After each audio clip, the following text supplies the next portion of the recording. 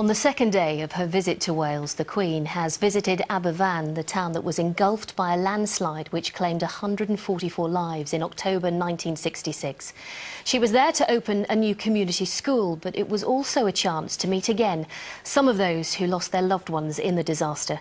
Caroline Evans reports.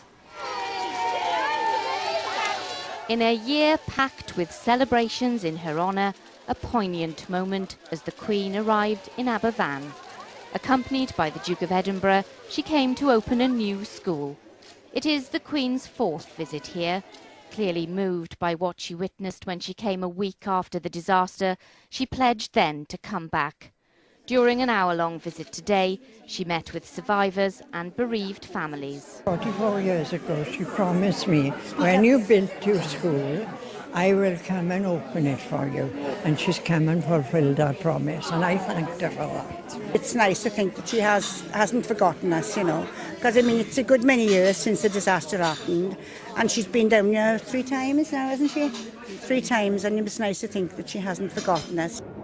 When the tip slid down the hill covering Pantglas School, it claimed the lives of 116 children and 28 adults.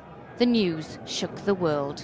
With shovels, if necessary, with bare hands, they pitted themselves against the uncounted tons of slimy filth. And it changed forever the lives of those left behind. Among them, the boy whose white hair helped rescuers spot him in the darkness, one of the last 2 children pulled out alive. Jeff Edwards says that for him, today was about showing the world that despite trauma, there is a future and there is hope. But a difficult day nonetheless. It was a very emotional experience for me and very, very difficult to get through the line of people that I had to introduce to the Queen. And it was only when the helicopter was taking off that the emotion really hit home. And particularly seeing young children of my age who actually would have died in the disaster. So it was a very, very emotional thing for me. It was, of course, children who were the focus of the Queen's visit here today. The current generation played and sang for her. And she spoke to them. No, so you don't have to do anything about it. That's marvellous, isn't it? Yes. She just asked me about the rainwater that's collected on the roof. We was nervous, but we was also excited. And happy. I was astonished that she wanted to come, and I think she looked very, very nice. It just makes children think more how lucky we are, because we're in a privileged position here. She doesn't go to all schools, and the fact that she's chosen to come to us, it makes us feel very special indeed. For the Queen and the Duke of Edinburgh, it's been a time for reflection, certainly, but also an opportunity to help lay the way for the future of Aberfan. And the families told me she left, promising that she will come back. Much more on the rest of the Queen's second day here later in the programme. We can return now to the Queen's visit to Wales. She ended her trip with an event specially organised to celebrate her Diamond Jubilee. Lucy is there for us tonight and can tell us more. Lucy. Yes, Claire, they've been holding Diamonds in the Park here on the Llandaff estate, billed as a family fun day. Take a look behind me. They're just clearing away now. You can see tents still up. There were stalls here, lots of activities going on.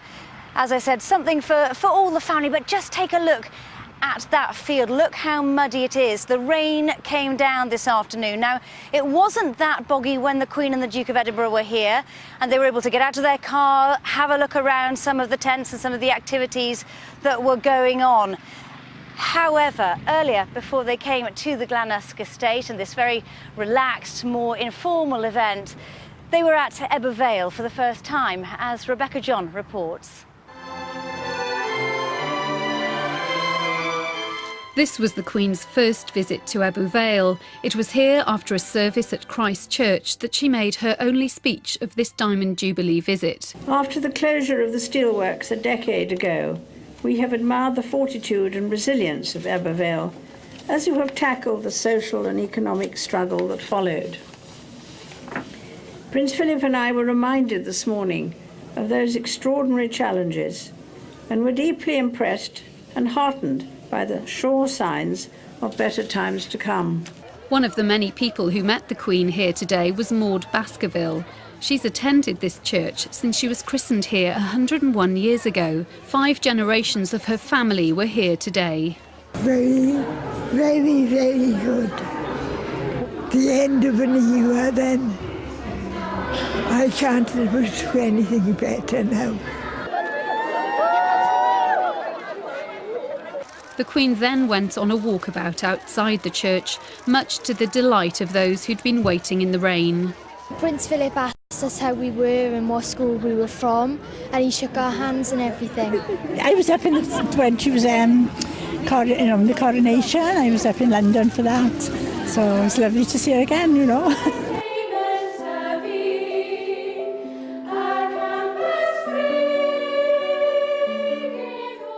Earlier today, the Queen officially opened the general offices of the former Steelworks.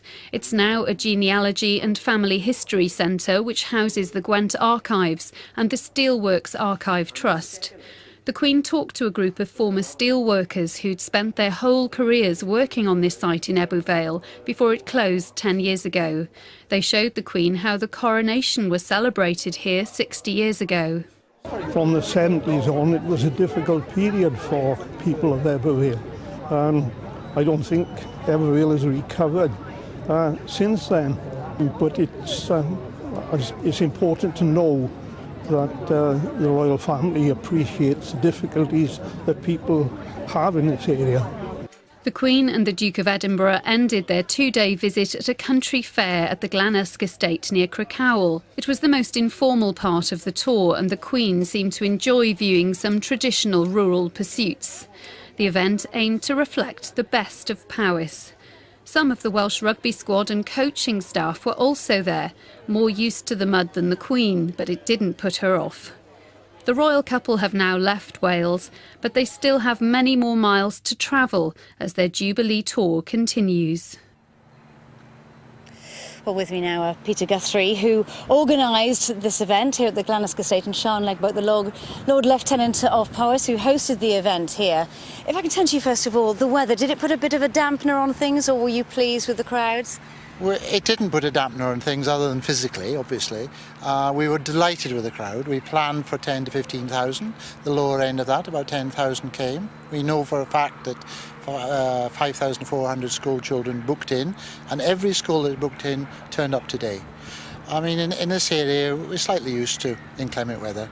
And it was a golden opportunity for them to come to Glenasg, which they would normally get to, and to see the Queen, who very much loves coming here, and the surrounding country areas. Sian Legboat, you hosted the event here at your estate. What was the idea behind it?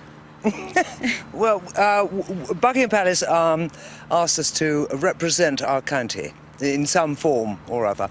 So, having done a very similar event 10 years ago for her Golden Jubilee at Dolly, which was the Powys picnic, sort of sat around the kitchen table with Peter and Brian Rees and Peter Evans and a lot of others, and said, let's do Diamonds in the Park.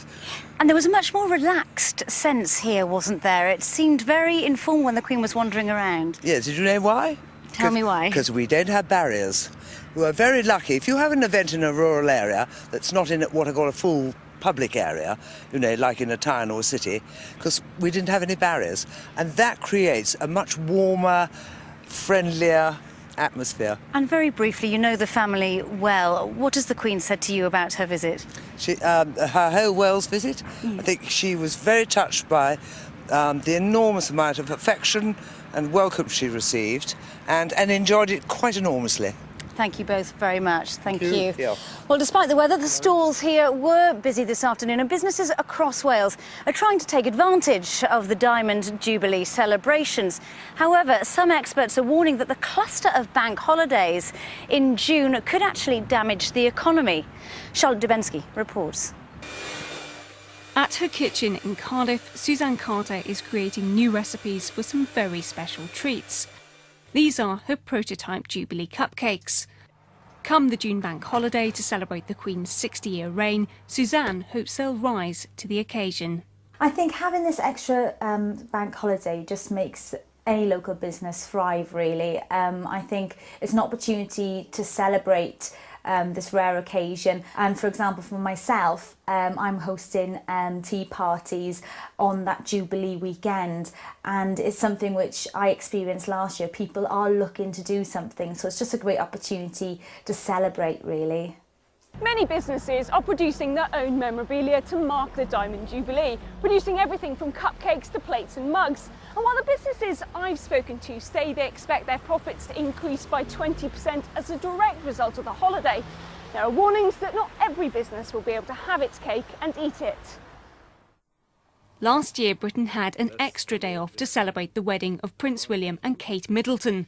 The Federation of Small Businesses estimates that that additional bank holiday, amongst a cluster of other bank holidays, cost the UK economy around £6 billion, while recent figures from the Centre of Economics and Business Research estimate that each bank holiday cost the UK £2.3 billion.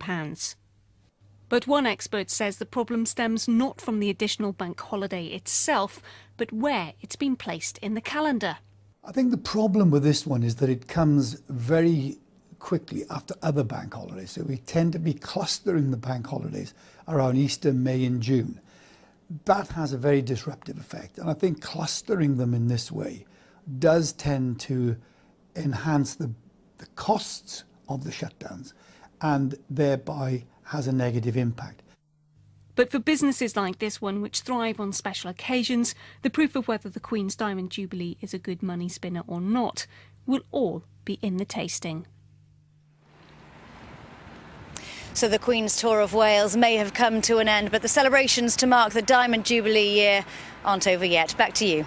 Lucy, thank you very much. Also a chance to meet again some of those who lost their loved ones in the disaster.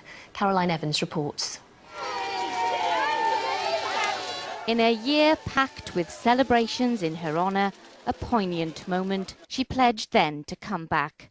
During an hour-long visit today, she met with survivors and bereaved families. 44 years ago, she promised me, when you build your school, I will come and open it for you.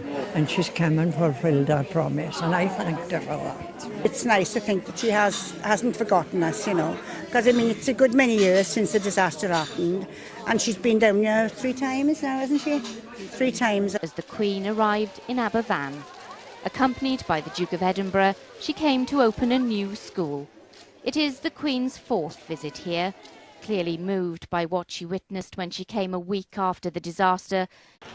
On the second day of her visit to Wales, the Queen has visited Aberfan, the town that was engulfed by a landslide which claimed 144 lives in October 1966. She was there to open a new community school, but it was